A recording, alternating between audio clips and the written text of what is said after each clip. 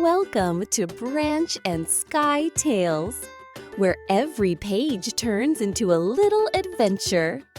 Today's story is one you just can't crack, because it's all about comebacks, courage, and a certain egg on a wall. So cozy up, little dreamers.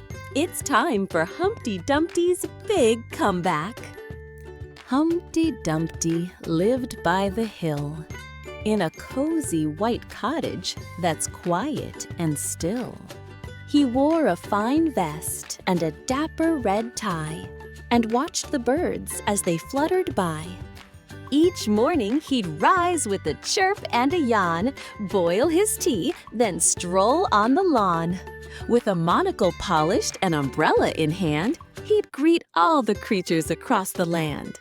Now, Humpty adored a particular place, a wall made of stone with a sun-warming face. He'd climb it with care and sit like a king and think of inventions or poems to sing. The villagers begged, "Oh, please don't sit high. The wall is quite narrow, the wind rather spry." But Humpty would chuckle and wave them away. "I've balanced here splendidly day after day." But one fateful morning, a wobble began. A squirrel zipped by with a nut in his hand. The wall gave a wobble, then Humpty gave two, and down came our friend in a split second. Whoosh! "Oh no!" cried the pigeons. "Oh dear!" mooed the cow. The baker dropped loaves. The hens shouted, "How?" They called for the king, for the knights and the squires. They galloped from gardens and leapt over briars. The horses arrived with their armor and clank. The king shouted orders. The guards formed a flank.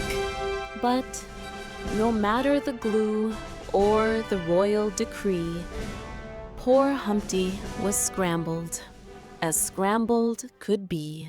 Then, just when they thought the tale had its close, a whisper of magic arose from the rose. The fairy of mending, who rarely appeared, flew in with her sparkles and suddenly cheered.